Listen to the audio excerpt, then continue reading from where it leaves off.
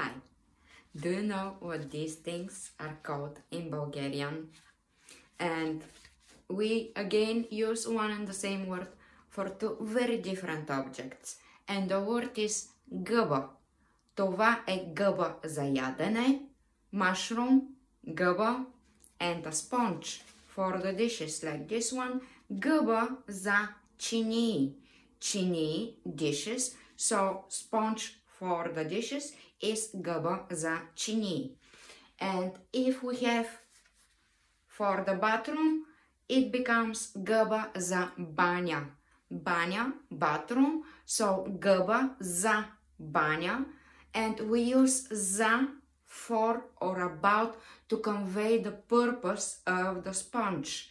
It can be for makeup, for example, găba za grim, or găba za ядене, a mushroom for eating.